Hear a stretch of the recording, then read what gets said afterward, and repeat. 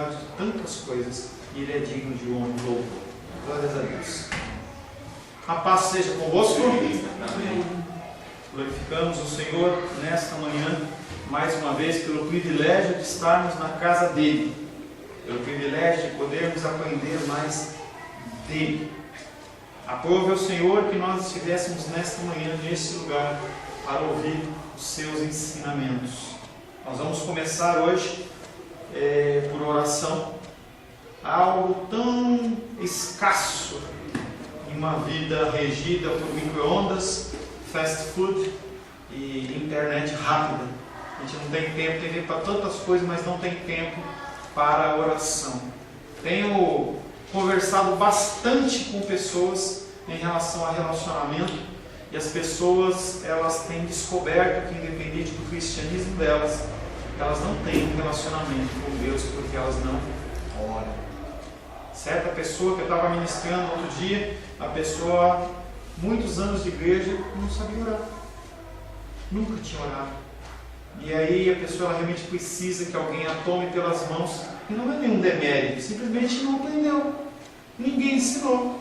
Algo semelhante ao que, quando eu cheguei na igreja, eu sempre fui muito ativo na igreja.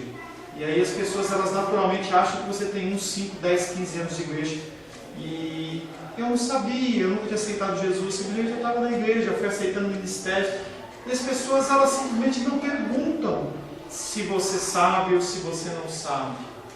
E aí você, por constrangimento ou por qualquer outro fator, você continua fazendo aquilo. E o que acontece é que o seu crescimento é um crescimento todo torto, um crescimento todo deformado, e aquilo que deveria ser uma imagem e semelhança de Deus de uma maneira mais perfeita não é, porque nós não aprendemos a agir, nós não aprendemos a fazer as coisas com o serviço do reino. E uma delas é oração. Oração, a coisa está pegando fogo lá embaixo hoje. A oração, ela não é simplesmente uma conversa com Deus, mas é também uma conversa com Deus. Mas nós temos que entender que é um relacionamento com o Todo-Poderoso. É um grande privilégio ao qual muitas vezes nós omitimos. Fazendo um breve resumo do que nós já falamos nesses 2, 3 encontros de oração. Nós falamos sobre o início da oração do Pai Nosso, quando o Senhor Jesus Cristo ele é questionado pelos discípulos e pelos apóstolos como orar. E ele começa dizendo como não orar. Dizendo que as pessoas, elas não têm que fazer orações no sentido de que as pessoas olhem para elas e falem assim: uau, como ele ora bem. Nós temos que nos afastar desse tipo de coisa, desse tipo de situação. Nós temos que orar sim, com toda a nossa força, com todo o nosso coração, com toda a nossa disposição, mas nunca para que as pessoas reconheçam em nós pessoas espirituais. O Senhor Jesus Cristo então inicia a sua oração com a oração do Pai Nosso. E esse Pai Nosso, ele tem o objetivo de mostrar uma intimidade que não havia até então. As pessoas, elas se relacionavam com Deus através de intermediários. Ele é nosso porque não é de todos. Apesar das pessoas acharem que Deus é Pai de todos, Ele não é. Ele é apenas Pai daqueles que aceitam Jesus Cristo como Senhor Salvador, de uma maneira verdadeira, de uma maneira real, seguida de frutos do Espírito. Você dando frutos, o fruto é um só, mas você dando fruto no Espírito, você se arrependendo dos seus pecados e tendo uma mudança de comportamento. Para esse Deus, Ele é Pai, não é para todos. Qual a diferença daqueles que são dele e aqueles que não são dele? Os que são dele fazem a sua vontade, os que não são dele, são de Satanás, fazem a vontade de Satanás. Não há uma família intermediária, não há uma terceira família, mas há apenas 2 famílias: as famílias que são de Deus e as famílias que não são de Deus. Nós vivemos a nossa vida inteira num processo de santificação progressiva, buscando aprender a fazer a vontade de Deus. Tropeçamos, caímos, mas sempre buscando fazer a vontade de Deus. Entenda também que dentro do Pai Nosso, a nossa filiação ela não é automática. Você não é cristão porque o seu marido é cristão. Você não é cristão porque o seu pai é cristão. Você não é cristão porque você nasceu num lar evangélico, ou porque alguém em algum momento fez algum tipo de consagração a você. Você é cristão simplesmente porque você reconheceu Jesus Cristo na sua vida. É um objetivo, é um estilo de vida, é uma forma de você passar o resto dos seus dias. Pai nosso, e aí nós vamos falar que estás no céu. Estás no céu no sentido de que Ele é onipresente. Ele não está apenas no céu, mas Ele está no céu. Esse Deus, Ele é um Deus grande, um Deus imenso, um Deus grandioso e poderoso, na qual o universo inteiro não é capaz de contê-lo. E os judeus, nós já vimos no Evangelho de João, os judeus eles questionavam que Deus estava apenas em Jerusalém. Os samaritanos diziam, não, Deus está em Gerizim. E hoje a gente vê bastante nas igrejas as pessoas que falam assim, não, Deus está na minha igreja, não está na sua e não está na minha, Ele opera a cura só nesse lugar, e não é verdade. O nosso Deus, Ele é um Deus que não tem um lugar fixo. Ele age aonde Ele quer, Ele fica aonde Ele quer.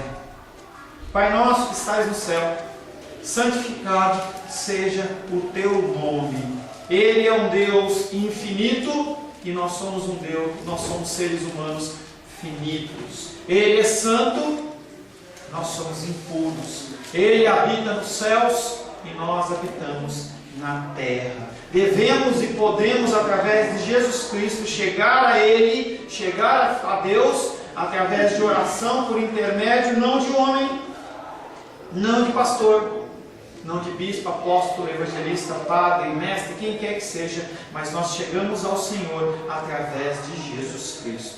E nós chegamos não com arrogância, nós não chegamos com aquele sentimento de petulância, mas nós chegamos com ousadia. Porque se você se apresenta à figura de um rei, no estilo da Idade Média, sem que ele te permita a entrada, você está morto. Mas nós, com ousadia, através do sangue do Cordeiro, sim, nós entramos na presença daquele que é o Criador de todas as coisas. Levíticos capítulo 10, verso 1 a 3, ele fala, não precisa abrir, um texto que nós já trabalhamos, tá? Ele fala sobre a adoração. Nós falamos também que Levítico é um livro que fala de relacionamento com Deus, fala de adoração. E é um dos dois livros, junto com Números, menos lidos pelos cristãos. A gente acha muito chato. Na verdade, ali há instruções poderosas de como Deus ele quer ser adorado. Você não adora Deus do jeito que você quer, mas você adora Deus do jeito que Ele quer. E os ensinamentos, os mandamentos, o conhecimento desse estilo de adoração, em grande parte se encontra em Levítico. E aí nós vemos a ação de dois homens separados para o ministério, Nadab e Abiú, filhos de Arão, o sumo sacerdote, não era qualquer pessoa. E eles decidem fazer a adoração do jeito que eles querem. As pessoas hoje, elas acham que elas podem adorar a Deus, oferecer a adoração ao Senhor que eles querem. Deus ele não exige a sua adoração. Se assim fosse, nós seríamos robôs. Entrava falando glória a Deus, aleluia, glória a Deus. Ele não exige isso. Mas nós, como seres criados à imagem e semelhança dele, nós somos levados a isso. A glorificar, a reconhecer, a olhar para esse Deus e falar, tu és soberano. Nós, em poucos minutos antes aqui, nós levantamos algumas situações em que o Senhor nos livrou, conhecidas. E o João lembrou bem, fora as que não são conhecidas. Coisas que o Senhor simplesmente nos afastou. O Senhor ele nos tirou de um trajeto. Fez com que o nosso reloginho atrasasse um minuto para que a gente não estivesse dentro de um acidente, de alguma coisa séria. Afastou-nos de uma série de livramentos. Esse é o nosso Deus, esse é o meu Deus. E esse Deus, ele deseja a adoração que Ele quer. Você não pode entrar na presença do Senhor de qualquer maneira. E as pessoas, elas oferecem o que elas querem. Quando você lê o livro de Malaquias, o Senhor ele dá um esbregue na galera, porque as pessoas estão levando a adoração para Ele do jeito que eles querem. Vai lá e leva um animal manco, leva um bichinho todo ferido, E aí a palavra de Deus para aquele povo é: se você levar esse animal como uma oferta para o governador, ele aceita? Por que você acha que eu vou aceitar? E o Senhor em Malaquias, ele está bem bravo. Ele mostra a ira e a braveza dele através do profeta Malaquias, chamando a atenção daquele povo em relação a uma adoração verdadeira, a algo que é santo e puro, que é limpo através de Jesus Cristo. Nós não podemos trazer ao Senhor o que a gente quer, e sim apenas o que Ele quer. E aí nós ainda falamos que o avivamento e a santificação, o avivamento que a gente tanto deseja, esse mover do Espírito, as pessoas, elas sendo convertidas, os nossos entes queridos, familiares que estão afastados, sendo atraídos pelo Evangelho, e é uma coisa real, não é uma coisa que aconteceu apenas em Pentecoste, na festa de Pentecoste, mas ela acontece ainda hoje em diversos países, dentro do nosso tempo de hoje, dentro da nossa idade contemporânea. Se você for procurar na história, você vai encontrar avivamento na Argentina, você vai encontrar avivamento na Colômbia, você vai encontrar avivamento na Inglaterra, País de Gales, momentos em que as pessoas, elas são impactadas pelo cristianismo. Não é história da carochinha.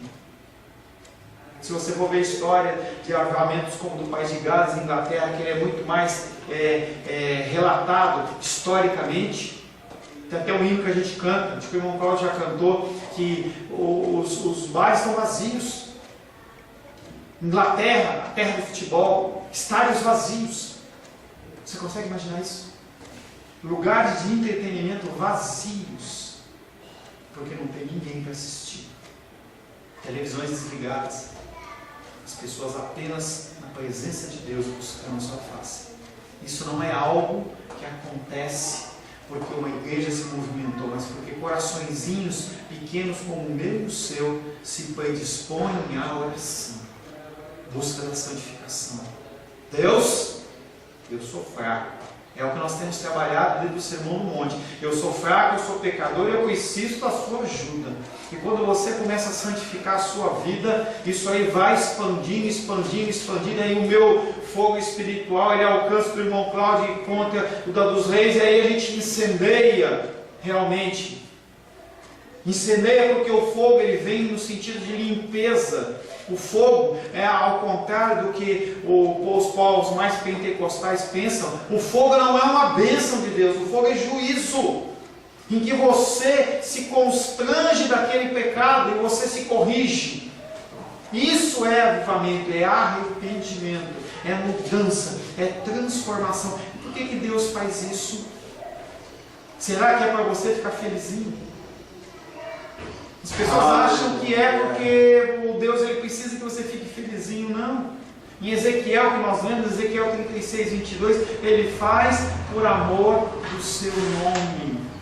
Ele faz as coisas por amor do seu nome. As pessoas elas acham que não, mas é pelo seu nome. Ezequiel, Deus falando para Ezequiel, para o povo de Israel: dize, portanto, a casa de Israel, assim diz o Senhor Deus: não é por amor de vós que eu faço isso, ó casa de Israel, mas pelo meu santo nome, que vocês profanaram entre as nações para onde fosse. Tudo que acontece é para que o nome de Deus seja glorificado.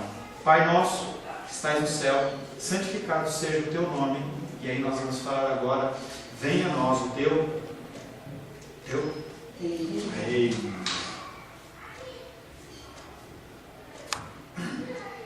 O reino de Deus é o tema central das Escrituras. O estabelecimento do reino de Deus. Um lugar em que realmente as pessoas reconheçam que Deus ele é santo, santo, santo. Era o principal pensamento do ensino da pregação de Jesus. Abra aí Mateus capítulo 3, verso 2, por favor. Mateus capítulo 3, verso 2.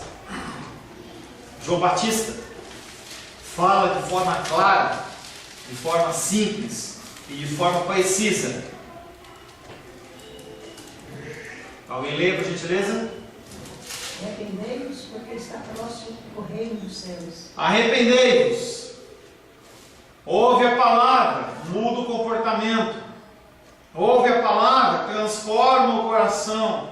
Arrependei-vos, porque está próximo o reino dos céus. Aleluia. No Sermão do Monte, que nós vamos trabalhar no segundo período, Jesus focalizou no reino de Deus. O tema-chave das pregações de Jesus é reino de Deus. Ele só fala sobre isso. Ele fala sobre a preparação das pessoas para o reino, arrependimento para o reino, ação no reino. Porque o objetivo de Jesus é, como ele fala lá para Jerusalém, ele fala assim: Jerusalém, Jerusalém, que mata os profetas, gostaria de, como a galinha, proteger você debaixo das minhas asas, mas vocês não querem. O objetivo dele é trazer as pessoas para perto. O objetivo da palavra de Deus é trazer você perto para um Deus santo. Um Deus santo, poderoso, em que você, com essa vida pecaminosa, você não pode estar perante Ele, senão você é destruído.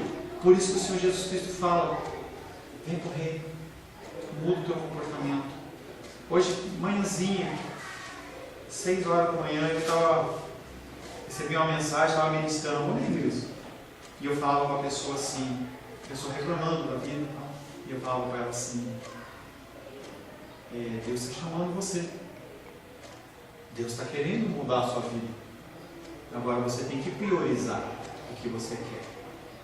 Não adianta a gente olhar para as coisas do mundo e você ficar atraído por elas e achar que Deus vai dar primazia a uma coisa material para você ou emocional em detrimento do reino dos céus. Ele vai dar prioridade para o reino dos céus. Tanto que ele fala: buscai primeiro o reino de Deus e a sua justiça, e todas estas coisas serão acrescentadas. Não são todas as coisas, mas estas, no sentido de limitação das coisas que são realmente necessárias. E aí, no âmbito da palavra, naquela época, era alimentação, vestuário, comida. Estava vendo um filme ontem à tarde e mostrava um filme meio estilo Romeu e Julieta. Mas era normal, né? Eu sei que a menina era uma menina que estava prestando para fazer uma faculdade, tinha uma série de coisas, e o menino, o rapaz, ele, apesar de ser um menino inteligente, na idade dos 18 anos mais ou menos, e apesar dele ser inteligente, ele falava assim, ele falou uma frase bem importante, quando o pai da menina questionou: você não vai fazer nada da sua vida, você vai ficar nessa vida assim, né? E ele olhou para ela e falou assim: o mais importante é o amor. E ele olhou e falou assim, o pai dela falou assim: se eu tiver uma geladeira abastecida, se eu tiver roupa para eu vestir, e ele falou um par de meias, né, seca, mas se eu tiver roupa para vestir e um teto para eu morar, eu estou satisfeito. Ele nada mais nada menos falou das coisas que Mateus capítulo 3, Mateus ali ele fala sobre esse sentido de você se satisfazer com as coisas simples. Não estou dizendo para você ser um franciscano que você não tem onde caminhar, andando de chinelão. Se você quiser também, é critério seu. Mas não é esse o enfoque. O foco é que você tem que olhar para as coisas espirituais como mais importante que as coisas temporais. Isso é: venha nós o teu reino. João Batista, de forma clara, ele fala: arrependei-vos, porque está próximo o reino dos céus. No Sermão do Monte, Jesus focaliza a palavra dele no reino de Deus como seu tema-chave. Por causa desse foco, o Sermão do Monte era mais do que uma apresentação simples de princípios para viver bem, que as pessoas já tinham. Os mandamentos da lei eram princípios para as pessoas viverem bem.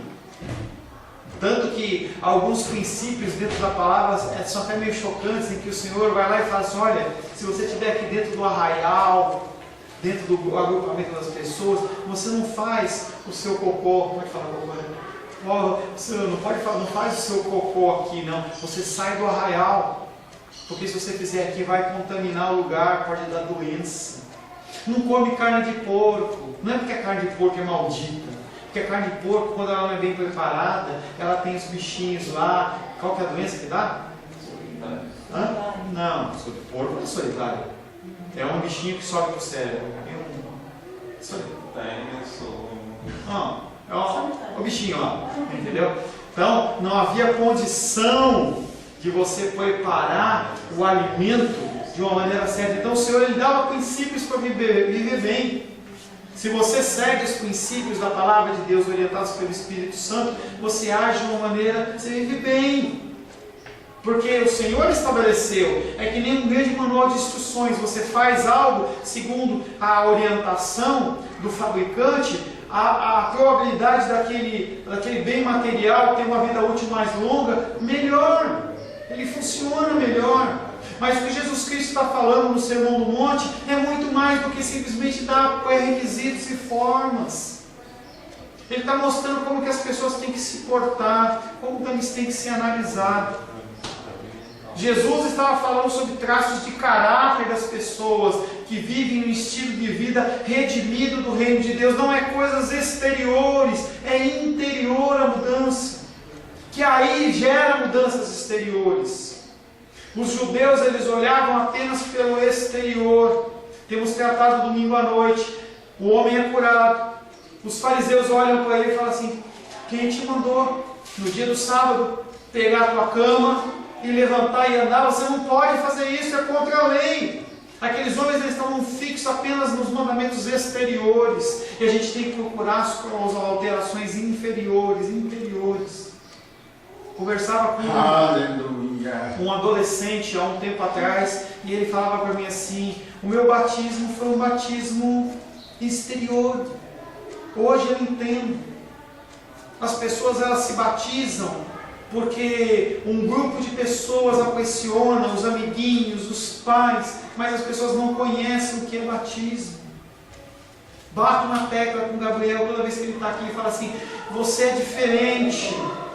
Nós que somos batizados, nós somos diferentes. Nós temos que agir de uma maneira diferente. E o Sermão do Monte ele vem falando sobre isso. Mudança de caráter, mudança interior, mudança de comportamento. Você não faz uma coisa por obrigação, mas você faz porque você sabe que é certo. É uma questão de mudança e transformação interior. O conceito de reino, ele é muito difícil para o cristão brasileiro, porque nós não estamos acostumados com monarquia. Estados Unidos passou anos lutando contra a Inglaterra, contra a monarquia. Então, quando a gente fala sobre monarquia, sobre um Deus que reina, que Ele é rei, o nosso interior tem dificuldade. O nosso conceito é um conceito democrático. Mas o reino de Deus ele não é democrático. Você não faz o que você quer, mas você faz o que Deus quer. Em vez de democrático, ele é teocrático, um governo de Deus. Fala, querida. Eu sei que atrapalha um pouco, mas é sempre bom tocar esses pontos pequenos, que às vezes a gente se perde. Por exemplo, aquela lei, o homem não podia carregar a cana naquele dia, porque era dia de sábado, era a lei de Deus. Jesus chegou e nosso entendimento quebrou um costume que ele queria mostrar uma outra coisa.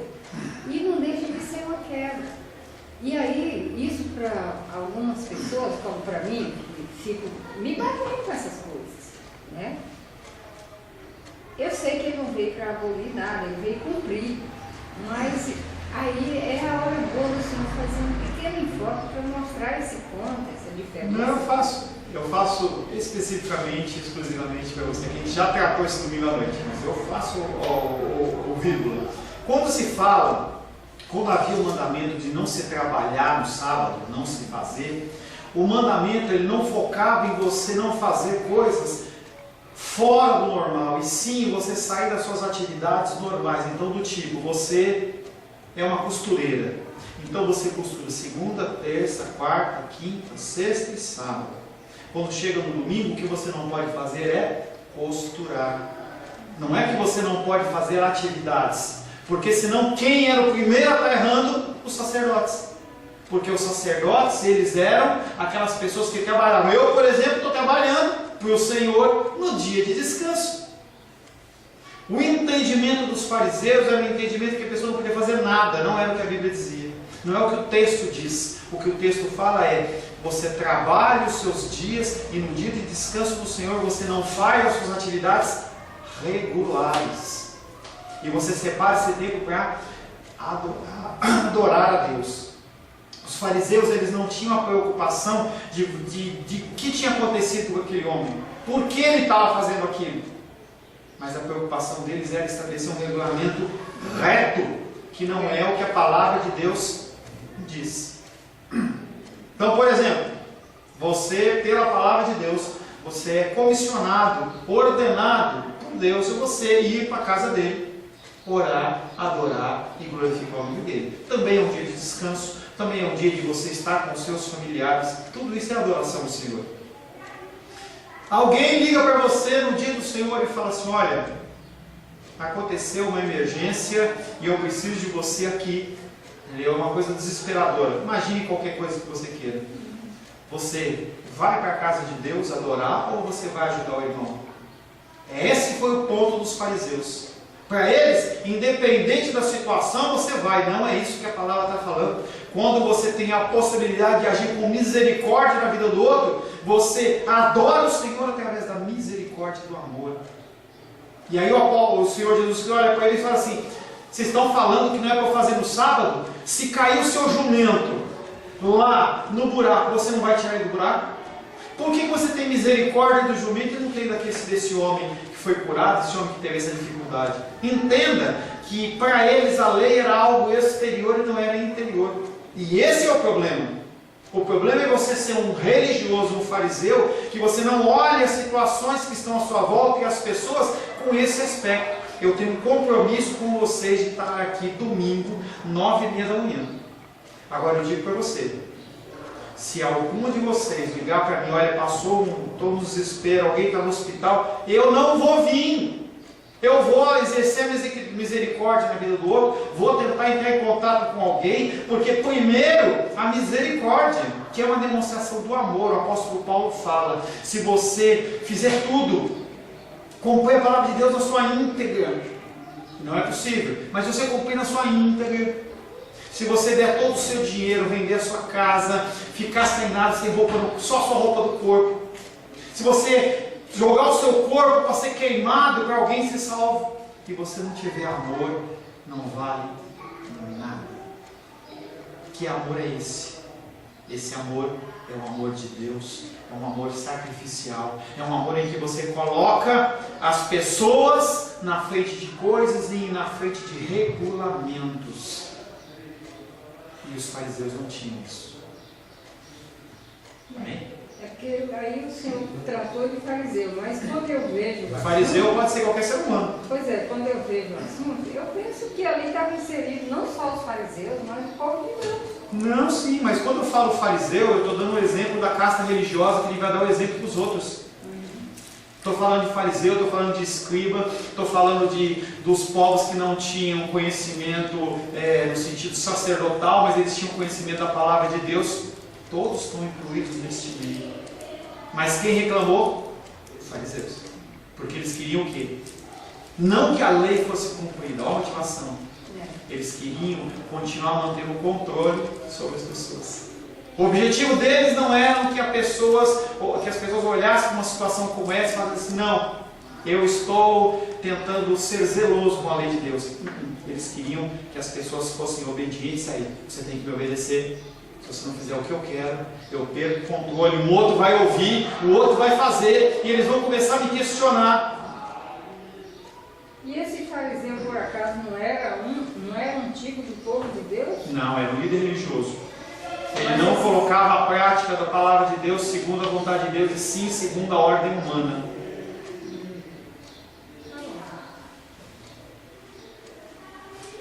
O conceito de reino de Deus é difícil de ser entendido para o cristão brasileiro. Nossa forma de governo é a democracia, e que a simples ideia de monarquia ela pode ser até repugnante. Se você se lembra, uns 15 anos atrás, acho que um pouco mais, houve até um plebiscito se a gente queria monarquia, se queria mudar o sistema de governo. Eu lembro disso faz muito tempo já.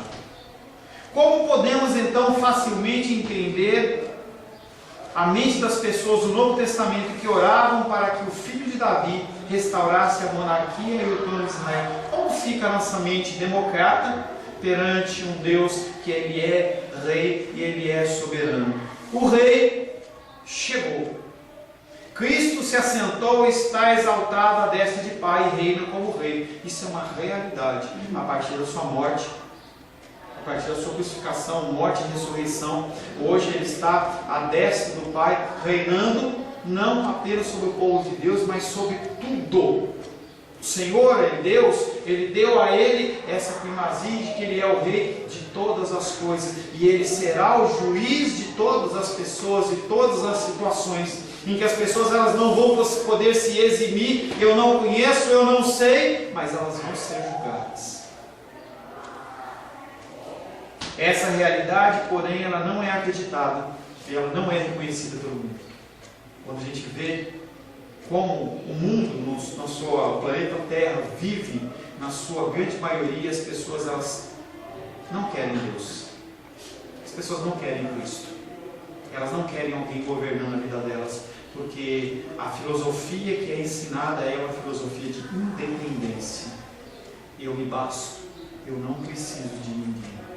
A gente vê cada vez mais, em especial dentro da figura feminina, a figura falando assim: eu não preciso de homem para viver. Eu não preciso de homem para viver. Tá? É uma outra situação, estou falando, é outra situação. Tá? O sentido da independência. E essa independência é uma independência que não quer se submeter a alguém que é constituído por Deus como sacerdócio, independente do cara saber ou não, independente de ele agir ou não, independente de você considerar que é certo ou não. A palavra de Deus ela fala: não é bom que o homem fique só. Mas pastor, então a mulher pode ficar só porque fala só do homem? Não, falando do ser humano. Não é bom que o ser humano fique só. Naquela situação só havia Adão. Então a figura do homem ela foi enfatizada. O ser humano ele não foi feito para viver só. Há exceções. Há exceções. Mas a regra é: pessoas, homem e mulher, andam juntos. Um ajudando e suportando o outro. É o mesmo caso dos apóstolos, que ele falava assim: andem dois, porque se um cair, o outro pega pela mão, ajuda a levantar. E assim funciona, ou deveria agir.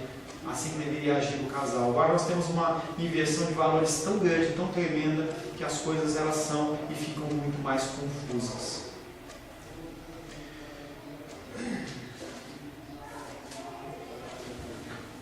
Ficam muito mais confusas.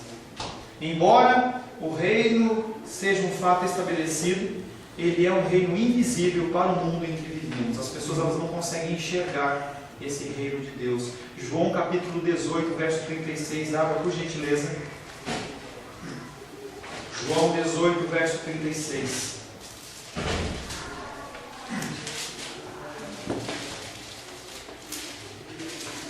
Eu vou fechar esse tópico, então talvez eu estenda 5 minutos dentro do nosso horário, tá? João, pode ler? 18, 36. Respondeu Jesus: o meu reino não é deste mundo. Se o meu reino fosse desse mundo, os meus ministros se empenhariam por mim, para que não fosse um empregador de Deus. Mas agora o meu reino não é daqui. O reino de Cristo não é daqui, as pessoas não reconhecem. Ele sabe disso. No céu não há perguntas sobre isso, mas na terra sim. Há muitas perguntas sobre isso. Jesus está dizendo que temos que orar para que o reino de Deus se torne visível, que o invisível se torne visível, não para que o reino de Deus exista, porque ele já existe. O que nós oramos é para que esse reino ele passe a ser visível, primeiramente na minha vida e na sua vida, através do fruto do Espírito: amor, mansidão, longanimidade, temperança, domínio próprio. Você tem que manifestar o reino de Deus através da sua vida primeiramente. Rebelião contra a autoridade de Deus não é uma coisa nova ou exclusiva nos nossos dias. Gente, sempre houve pessoas contrárias ao reino de Deus. Sempre vai existir. Porque eles não são filhos. Eles não têm como a adentrar nesse reino porque eles não foram convidados. Eles não têm as vestes, então eles não concordam. Salmos capítulo 2, versos 2 e 3, alguns eu vou ler para adiantar e outros você lê, tá? Esse eu vou ler. Os reis da terra se levantam, e os príncipes conspiram contra o Senhor e contra o seu ungido, dizendo: rompamos os seus laços e sacudamos de nós as suas algemas. Os reinos não querem ser submissos. As pessoas elas querem mandar e ter domínio. Salmos capítulo 2, verso 4. Deixe Alberto 2, Salmos 2, por gentileza. Alguém leia para mim Salmos 2, 4 e não fecha a Bíblia. Nós vamos ler mais alguns versículos. Vamos ler com rapidez para a gente poder finalizar dentro do nosso tempo. Salmos capítulo 2, verso 4. Disse aquele que habita nos céus, os céus honradores. O Senhor, quando vê essas pessoas se levantando, dizendo: eu não quero, não aceito, Deus dá risada. Ele olha e fala assim: que piada. Ele acha que ele manda alguma coisa. Ele acha que esse título de rei, esse título de qualquer que seja, te dá algum respaldo, te dá alguma fortaleza. Mas Deus não ri por muito tempo. Esse mesmo Salmo, versos 5 e 6, alguém leia por gentileza? Na sua ira, seu tempo lhes há de falar, e no seu furor os confundirá. Eu, porém, constituí o meu rei sobre o meu santo monte Sião. O Senhor fala com aqueles que se rebelaram, aqueles que estão envolvidos nessa declaração de independência, e diz: eu sou rei. E Ele mostra para eles que Ele é rei. Então, por um breve tempo, ele olha para aquilo e fala assim: ele não sabe o que está fazendo. Mas o nosso Deus, ao contrário do ser humano, Ele não deixa para lá. A coisa que Ele determinou vai acontecer. Salmos capítulo 2, verso 9 e 10. Vamos, gente? Com a vara de ferro as regerá e as despedaçarás como um vaso de oleiro. Agora, pois, ó rei, sede prudentes, deixai-os advertir os juízes da terra. Mais um. Servi ao Senhor com temor e alegrai-vos nele com tremor. Beijai o filho, para que não se irrite, e não perecerás no caminho, porque dentro em pouco se lhe inflamará a ira. Bem-aventurados todos os que nele se refugiam. O Senhor olha para a situação das pessoas sendo insubmissas. Primeiro Ele dá risada, depois Ele decreta um juízo, depois Ele estabelece o juízo. Com vara de ferro as regerás, ou Ele reinará. E Ele vai despedaçar esse domínio, esse reino, como um vaso de barro. Pega um vaso, pega e bate um ferro nele. Ele estilhaça. Pega toda a sua força e todo o seu vigor. Os cristãos devem orar pela manifestação do reino de Deus e a vinda do seu reino. Se essa é a nossa oração, a nossa responsabilidade é mostrar lealdade ao rei e testemunhar a respeito disso. Não adianta apenas você orar. Você precisa, através da sua vida, mostrar ser um testemunho vivo. E é isso que falta entre nós. As pessoas, elas não têm que adivinhar a quem você serve. E às vezes a gente acha que as pessoas elas são obrigadas a adivinhar e elas não são. E a gente não dá nenhuma dica, porque a gente continua agindo de uma maneira dura, com o nosso coração endurecido, totalmente fora da palavra, apesar da gente continuar domingo após domingo ouvindo a palavra do Senhor. Feche seus olhos. Senhor, em nome de Jesus, queremos neste momento colocar na Tua presença mais uma vez a nossa vida, Senhor. Que nós possamos, Pai, orar a oração do Pai Nosso, entendendo que nós somos instrumentos do Senhor aqui na terra, para que o Seu reino, Pai, que é invisível, Ele possa ser visível. Através do meu falar, através do meu pensar, através do meu agir, através das coisas que eu deixo de fazer, inclusive. São demonstrações de que o Senhor, Ele reina na minha vida.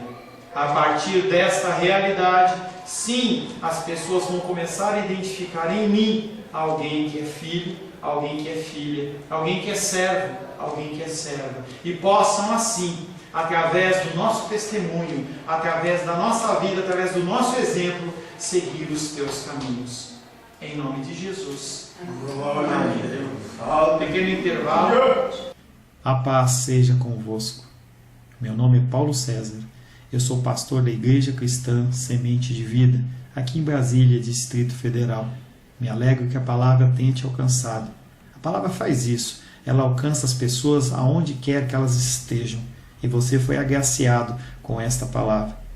Não que eu tenha nada especial a te dizer. A palavra ela é suficiente e ela usa quem ela quer. E eu me alegro por ter sido um canal para poder te abençoar. Mas eu quero te dizer que não basta você ser um ouvinte. Não basta ser uma pessoa que se alegra quando você ouve a palavra de Deus. A vida ela é feita de decisões. Se você está ouvindo esta palavra hoje, eu creio que o Espírito Santo tem um propósito especial com você. Muito mais do que prosperidade, muito mais do que uma cura física, uma cura emocional ou espiritual, Ele quer te alcançar para a vida eterna. Nós investimos nosso tempo, nós investimos as nossas forças em coisas terrenas, mas o Senhor ele tem muito mais a oferecer. Ele tem sim para você a cura, Ele tem sim para você a prosperidade, mas Ele tem muito mais que isso. Submeta-se a um Deus que Ele é capaz de mudar e transformar a sua vida por completo. Creio que o Espírito Santo ele é capaz de tocar o teu coração. Quero pedir que você curve a sua cabeça. Senhor, em nome de Jesus, coloco na tua presença essa vida que ouve esta ministração, que ouve esta palavra. Pai, eu não tenho capacitação nenhuma, mas o teu Espírito ele é capaz sim de tocar nesta vida, gerar nela mudança, transformação, arrependimento, e que ela possa simplesmente bater no peito, convencendo-se que é pecadora e que precisa de um Deus salvador. Não há um caminho a ti, meu Deus, que não seja através de Cristo. E eu lhe peço, Pai querido, que você alcance essa vida e ele possa sim tomar uma decisão pessoal pelo Senhor, em nome de Jesus. Amém. Amém, meu querido. Amém, minha querida. Fico contente que você esteja ouvindo essa ministração até o fim. E peço que você não se limite a ouvir os cultos pela internet. Você procure perto da sua casa uma igreja, um lugar que proclame a palavra do Senhor. Eu oro para que o Espírito Santo te direcione nessa busca, porque muita coisa tem sido oferecida que não é o Evangelho. Eu abençoo a sua vida em nome de Jesus. Amém.